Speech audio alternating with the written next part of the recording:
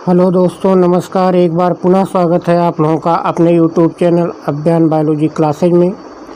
इस समय हम लोग जेनेटिक्स का अध्ययन कर रहे हैं और जेनेटिक्स में जीन इंटरेक्शन पढ़ रहे हैं। जीन इंटरेक्शन में जो पहला टॉपिक हमने कवर किया वो था इनकम्प्लीट डोमिनेंस, जिसमें हमने मिराबिलिस जलापा या जापानीज 4 ओक्लाक नामक प्लांट का एग्जाम्पल ले करके उसकी वंशांगत या उसके इनहेरिटेंस का अध्ययन कर चुके हैं।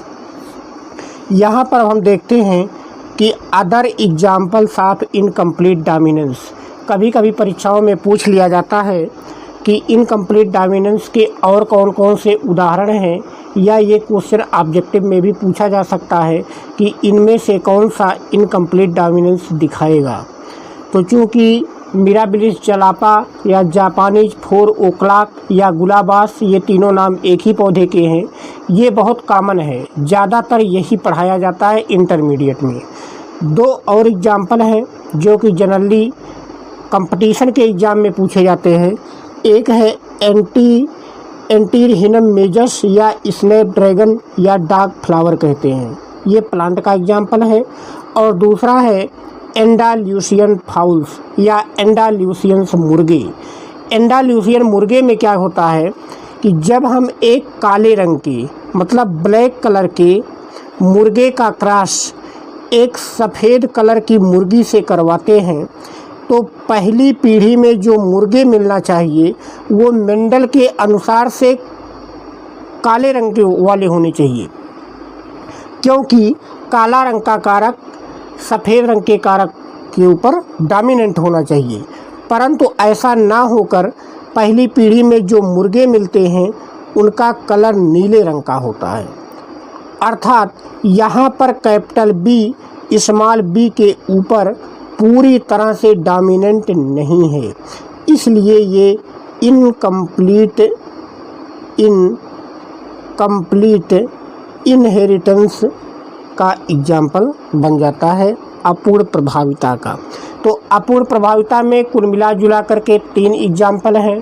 पहला मिराबिलिस जलापा, दूसरा एंटीरहिनम मेजस या इसी को स्नैपड्रैगन के नाम से जानते हैं या इसी को डार्क फ्लावर के नाम से जाना जाता है, और तीसरा एग्जाम्पल है हमारा एंडाल्यूसियन फाउल्स। तो उम्मीद है कि यहाँ इनकम्प्लीट डोमिनेंस तक आपको समझ में आ गया होगा। आज अब हम लोग और चर्चा करते हैं एक और जीन इंटरेक्शन के टाइप पर, जिसका नाम है सह प्रभाविता या कोडोमिनेंस। सह प्रभाविता क्या होती है, इसको पहले हम रफली समझ लेते हैं कि जैसे यहाँ पर बताया गया है कि मवेशियों में जो स्किन कलर होता है, मवेशी का मतलब जैसे गाय वगैरह में, तो गाय में अगर हम एक ब्लैक कलर की गाय है और उसका क्रॉस यदि हम एक सफ़ेद कलर के मवेशी से करवाते हैं तो जो F1 जनरेशन में संतति उत्पन्न होगा उसमें gene capital B small B होगा। यहाँ पर कैपिटल बी भी अपना प्रभाव दिखाएगा और स्मॉल बी भी अपना प्रभाव दिखाएगा, जबकि इनकम्प्लीट में क्या होता था कि कोई अपना पूरा प्रभाव नहीं दिखाता था, दोनों का मिक्स प्रभाव होता था। लेकिन यहाँ पर क्या है कि दोनों लोग अपना अपना प्रभाव बराबर दिखाते हैं। अर्थात यहाँ पर जो कैपिटल बी है वो ब्लैक कलर उत्पन्न करेगा, स्मॉल बी है वो श्वेत कलर उत्पन्न करेगा। इससे जो जानवर बनेगी, जो गाय बनेगी या जो बछड़ा बनेगा, उसमें जो स्किन का कलर होगा वो चितकबरा होगा, मतलब कहीं कहीं पर काला होगा और कहीं कहीं पर सफ़ेद होगा। तो ऐसा जीन जो कि विषम युग्मजीय अवस्था में आने पर दोनों जीन अपना स्वतंत्र प्रदर्शन करे, अपना पूरा प्रभाव दिखाए, उसी को कहते हैं यहाँ पर कोडोमिनेंस या सह प्रभाविता। तो सह प्रभाविता में अब देख लेते हैं नोट्स में क्या है कि जब विषम युग्मजीय अवस्था में जोड़े की दोनों जीन स्वतंत्र रूप से अपना प्रभाव प्रकट करती है तो उनको सह प्रभावी जीन कहते हैं, और इस प्रक्रिया को सह प्रभाविता कहते हैं। जैसा कि हमने अभी एग्जाम्पल में देख ही लिया है कि यहाँ पर देखिए ये जो दोनों जीन हैं ये आपस में सह प्रभावी या कोडॉमिनेंट जीन कहलाएंगी। क्यों? क्योंकि F1 जनरेशन में ये बराबर का अपना प्रदर्शन करती हैं, दोनों जीन अपना पूरा प्रभाव दिखा पाती हैं। फिर यहाँ पर अब हम एग्जाम्पल से देखते हैं, आप स्क्रीनशॉट भी ले लीजिएगा नोट्स बनाने के लिए। एग्जाम्पल में पशुओं में बालों के रंगों के लिए सह प्रभाविता देखी जाती है। अगर एग्जाम्पल आ गया कि सह प्रभाविता का कौन सा एग्जाम्पल है तो आप बताएंगे कि पशुओं में बालों का रंग, हेयर कलर्स इन कैटल्स। यहाँ पर देखिए लिखा है कि जब काले रंग वाले एवं श्वेत रंग वाले जनकों के बीच क्रॉस करवाया जाता है, उनमें जब संकरण करवाया जाता है तो जो F1 संतति होगी वो रोन कलर्ड होगी। रोन कलर का मतलब होता है चितकबरा, पूरे शरीर में कहीं पर काला होगा कहीं पर सफ़ेद होगा, क्योंकि काला का जीन भी अपना प्रदर्शन दिखाती है और सफ़ेद का जीन भी अपना प्रभाव प्रकट करती है। तो वही यहाँ पे लिखा गया है कि जबकि F1 पीढ़ी के संततियों के बीच यदि सिब मेटिंग क्रॉस करवाई जाती है, सिब मेटिंग का मतलब होता है कि उन्हीं के सगे संबंधियों के बीच में क्रॉस करवाया जाना। जैसे आप प्लांट में पढ़ते थे तो वहाँ पर हम सेल्फ पॉलिनेशन करवा देते थे, स्वपरागण करवा देते थे। तो यहाँ पर परागण जैसी कोई चीज़ तो होगी नहीं, क्योंकि पौधा तो है नहीं कि परागकण बनेगा। तो यहाँ पर जो स्वजातियाँ हैं, एक तरीके से आप बोल सकते हैं कि जो जानवर आपस में भाई बहन लगेंगे उनके बीच यदि मेटिंग करवाई जाती है, क्रॉस करवाया जाता है, तो F2 पीढ़ी में यहाँ पर जो काला चितकबरा और सफ़ेद का अनुपात आएगा वो 1:2:1 का रेशियो आता है। मतलब कि एक काला होगा, दो यहाँ पर रोन कलर्ड होंगे, चितकबरे होंगे और एक सफ़ेद कलर का होगा। बिल्कुल सेम रेशियो यही आपको इनकम्प्लीट डोमिनेंस में भी प्राप्त हुआ था और सेम वही रेशियो F2 जनरेशन में कोडॉमिनेंस में भी आएगा। तो इनकम्प्लीट डोमिनेंस और कोडॉमिनेंस में बहुत माइन्यूट सा डिफरेंस है कि इनकम्प्लीट डोमिनेंस में क्या होता था कि कोई भी जीन अपना पूरा प्रभाव नहीं दिखा पाती थी। आधा प्रभाव उस पहली जीन का होता था और आधा प्रभाव दूसरी जीन का होता था, जिससे मिलकर के एक तीसरा नया कलर बन जाता था। जबकि कोडॉमिनेंस में क्या है, यहाँ पर पहली जीन भी अपना प्रभाव दिखाएगी, दूसरी जीन भी अपना प्रभाव दिखाएगी, अर्थात जो संतति होगी उसमें मिक्स कलर होगा, मतलब दोनों ही कलर स्पष्ट रूप से साफ दिखाई पड़ते हैं। तो ये जो है कोडॉमिनेंस और इनकम्प्लीट डोमिनेंस में अंतर है। अब यहाँ पर देखिए हमने इसको बना रखा है यहाँ पर स्कीमेटिक रिप्रेजेंटेशन कि जब काला और सफ़ेद दो रंग के मवेशियों के बीच में यहाँ पर क्रॉस करवाया जाता है तो यहाँ पर देखिए R1 इसका गैमीट अलग होगा, R2 इसका गैमीट अलग हो जाएगा। इसके बाद यहाँ पर F1 जनरेशन में जो संतान उत्पन्न होगी उसमें R1 R2 दोनों जीन होंगे। R1 भी अपना प्रभाव उत्पन्न करेगा, R2 भी अपना प्रभाव उत्पन्न करेगा, अर्थात जो संतान होगी वो रोन कलर्ड होगी या चितकबरी होगी, मतलब कि काला और सफ़ेद दोनों प्रकार के स्किन उसकी बॉडी में पाए जाएंगे।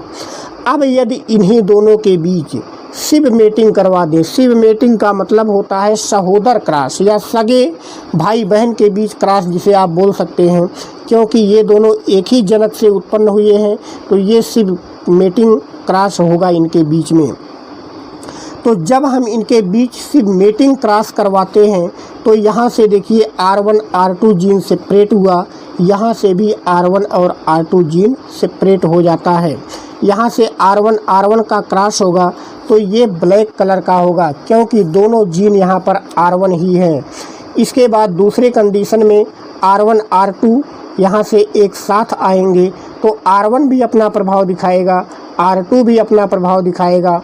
तो तो जो यहाँ पे संतान बनेगी वो रोन कलर्ड होगी या चितकबरे रंग की होगी। सेम वही कंडीशन यहाँ पर भी है कि R1 और R2 एक साथ आएंगे तो यहाँ पर भी संतान चितकबरे रंग की होगी। यहाँ पर देखिए R2 एक साथ आ रहे हैं तो ये संतान वाइट कलर की होगी। तो F2 जनरेशन में या दूसरी पीढ़ी में जो ब्लैक, रोन और वाइट के बीच का रेशियो निकल के आता है वो 1:2:1 आता है। सेम यही रेशियो आपने इनकम्प्लीट डोमिनेंस में भी देखा था कि 1:2:1 का रेशियो आया हुआ था। तो इसका आप एक स्क्रीनशॉट ले लीजिए ताकि आप नोट्स अच्छे से बना सकें। यहाँ पर फिर ये नीचे के पार्ट का, और यहाँ पर इस तरीके से आप दिखा भी देंगे कि इसकी matic representation of codominance in kettles. तो यहाँ पर हमने कोडोमिनेंस का एग्जाम्पल कैटल्स में तो देख लिया।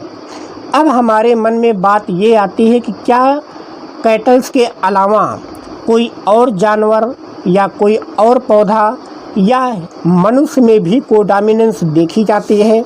तो इसका एग्जाम्पल है, बिल्कुल देखी जाती है। यहाँ पर देखिए आपको कई उदाहरणों के माध्यम से कोडोमिनेंस को समझाया गया है। जैसे यहाँ पर देखिए AB ब्लड ग्रुप, जो मनुष्य में AB ब्लड ग्रुप होता है वो भी कोडोमिनेंस का एग्जाम्पल होता है। ये क्वेश्चन एग्ज़ाम में पूछ सकता है कि कोडोमिनेंस का एग्जाम्पल क्या, कौन सा ब्लड ग्रुप होगा। चारों विकल्प दे देगा, A होगा, B होगा, AB होगा, O होगा। तो यहाँ पर देखिए जो ब्लड ग्रुप AB होता है उसमें दो प्रकार के एंटीजन होते हैं, कैपिटल A एंटीजन होता है और कैपिटल B एंटीजन होता है। तो यहाँ पर A वाली जो जीन है ये A एंटीजन बनाती है, B वाली जो जीन है ये B एंटीजन बनाती है। अर्थात जो RBC होगी उस RBC के ऊपर एंटीजन A भी होगा और एंटीजन B भी होगा। तो दोनों एंटीजन यहाँ पर अपना अपना प्रभाव दिखाते हैं, अर्थात दोनों ही एंटीजन मौजूद होते हैं। इसलिए जो हमारा AB ब्लड ग्रुप है वो कोडोमिनेंस का उदाहरण होती है। तो इसको आप अच्छे से याद रखिएगा। मनुष्य से संबंधित कि मनुष्य में कौन सा जो ब्लड ग्रुप है वो कोडोमिनेंस दिखाता है, तो चारों में से केवल AB ब्लड ग्रुप ऐसा है जो कि कोडोमिनेंस या सह प्रभाविता दिखाता है। इसके अलावा एक और ब्लड ग्रुप है जिसे यमियन ब्लड ग्रुप कहते हैं। तो यमियन ब्लड ग्रुप में भी जो यम वाली जीन है वो यहाँ पर यम एंटीजन बनाता है और जो यन वाली जीन है वो एन एंटीजन बनाता है। अर्थात यहाँ RBC की सतह पर यम एंटीजन भी होगा और यन एंटीजन भी होगा। तो दोनों एंटीजन यहाँ पर भी अपना प्रभाव दिखा रहे हैं, इसलिए ये भी कोडोमिनेंस का उदाहरण होगा। तो दो तो ब्लड ग्रुप से एग्जाम्पल हो गए, एक AB ब्लड ग्रुप, एक यमियन ब्लड ग्रुप। इसके बाद एक और यहाँ पर है सिकिल सेल एनीमिया का वाहक सदस्य जो होगा। सिकिल सेल एनीमिया में दो प्रकार के हीमोग्लोबिन बनते हैं। एक तो यहाँ पर नॉर्मल हीमोग्लोबिन होता है जिसे हम हीमोग्लोबिन A या HbA के नाम से दिखाते हैं, और जो इफेक्टेड हीमोग्लोबिन होती है जिसे हम HbS के नाम से दिखाते हैं। यस फॉर सिकिल सेल आया हुआ है यहाँ पर। तो इसके वाहक सदस्यों में जो HbA वाली जीन होगी ये सामान्य हीमोग्लोबिन बनाएगी, जबकि जो HbS वाली जीन होगी ये असामान्य हीमोग्लोबिन बनाएगी। तो इस प्रकार से यहाँ सिकिल सेल एनीमिया का जो वाहक सदस्य होगा उनमें दोनों प्रकार के जीन मौजूद होती हैं, HbA भी और HbS भी। तो ये दोनों जीन अपना अपना यहाँ पर हीमोग्लोबिन बनाएंगी। ये नॉर्मल हीमोग्लोबिन बनाएगी, ये एब नॉर्मल हीमोग्लोबिन बनाएगी। तो यहाँ पर दोनों हीमोग्लोबिन मौजूद होते हैं, दोनों ही जीन अपना प्रभाव दिखाती हैं, इसलिए ये भी कोडोमिनेंस का एग्जाम्पल हुआ। तो कुल मिलाजुला कह सकते हैं कि मनुष्य में ब्लड से संबंधित यहाँ पर अब 3 कोडोमिनेंस के एग्जाम्पल मिल गए। पहला है हमारा ब्लड ग्रुप AB, दूसरा है ब्लड ग्रुप यमियन और तीसरा है सिकिल सेल एनीमिया का जो वाहक सदस्य होगा, जो कैरियर होगा, उसमें भी हमें कोडोमिनेंस देखने को मिलता है। तो इस प्रकार से अब तक हमने यहाँ पर other example of incomplete dominance और यहाँ पर कोडॉमिनेंस हमने पूरी तरह से कवर किया इस वीडियो में। अब अगले वीडियो में हम लोग अध्ययन करेंगे मल्टीपल एलील का, कि बहुयुग्म विकल्पी क्या चीज़ होता है। ये चीज़ आपको अगले वीडियो में विस्तार से बताया जाएगा, क्योंकि एक ही वीडियो में बनाने से वीडियो काफ़ी लंबी हो जाती है, अपलोड करने में यहाँ पर दिक्कत आती है गाँव में, इसलिए छोटे छोटे वीडियोज़ बना के आपको दिए जा रहे हैं। तो आप लगातार पढ़ाई करते रहें, चैनल को लाइक, सब्सक्राइब और शेयर करते रहें। चैनल पर डेली आप विजिट करते रहें, डेली शाम को आपको एक वीडियो प्राप्त होती रहेगी। आप अपना आराम से नोट साथ साथ में बनाते चलिए और पढ़ते चलिए। जब ये चैप्टर समाप्त हो जाएगा तो हम इस चैप्टर को 2 वीडियो में शॉर्ट रूप में एक रिवीजन क्लास देंगे, ताकि आपका पूरा का पूरा चैप्टर अंगुलियों पर बिल्कुल याद हो जाए। जेनेटिक्स ऐसा पार्ट है कि जेनेटिक्स को बिना समझे कई चैप्टर ऐसे हैं बायोलॉजी के जो कि आपको समझ में नहीं आएंगे। इसलिए जेनेटिक्स को हम पूरी तरह से पूरा डिटेल में कवर कर रहे हैं, ताकि बायोलॉजी आपको एक ही बार पढ़नी पड़े और जो भी आप एग्ज़ाम देते हैं, चाहे आप टीजीटी, पीजीटी, एलटी का दे लीजिएगा, चाहे आप नीट का दीजिए या फिर आप इंटरमीडिएट का बोर्ड एग्ज़ाम दीजिए, कोई भी एग्ज़ाम अगर आप बायोलॉजी से संबंधित देते हैं तो बार बार आपको पढ़ने की आवश्यकता ना पड़े। एक बार पढ़िए और हर एग्ज़ाम क्लियर करिए। इसी उद्देश्य के साथ हम आपके साथ मेहनत कर रहे हैं, तो आप भी हमारे साथ मेहनत करिए, लगातार जो है पढ़ाई करते रहिए और वीडियो से देख करके नोट्स बनाते रहिए। यहाँ पर एक और सुविधा आपके लिए है कि हमारा एक ऐप भी है जिसका नाम है prime biology classes. Prime biology classes, ये प्राइम बायोलॉजी क्लासेज नाम का ऐप, ये मेरा ऐप है जो कि प्ले स्टोर पर उपलब्ध है। आप वहां से इस ऐप को डाउनलोड करके हमारे ऐप पर भी पढ़ाई कर सकते हैं। वहां पर भी यही वीडियोज़ पड़ी हुई हैं, लेकिन वहां पर वीडियो के अलावा आपको इस नोट्स का पूरा PDF प्राप्त हो जाएगा। वहां पर आपको ऑब्जेक्टिव क्वेश्चन भी सॉल्व करवाएंगे, आपके तमाम प्रकार के डाउट सेशन होंगे। आप कमेंट के माध्यम से हमसे डायरेक्ट वहां पर जुड़ सकते हैं और अपनी समस्याओं का समाधान कर सकते हैं। तो पूरी बायोलॉजी डिटेल से और विधिवत पढ़ने के लिए आप हमारे ऐप पर ज़रूर विजिट करें, वहां पर आपको सब प्रकार की सुविधाएं मिल जाएंगी। तो इस चैनल को आप लाइक, सब्सक्राइब और शेयर करते रहिए। जितना ज़्यादा से ज़्यादा आप शेयर करते रहेंगे, लाइक करते रहेंगे, उतना ही हमें मोटिवेशन प्राप्त होगा आपको और ज़्यादा बेहतर करने के लिए। धन्यवाद।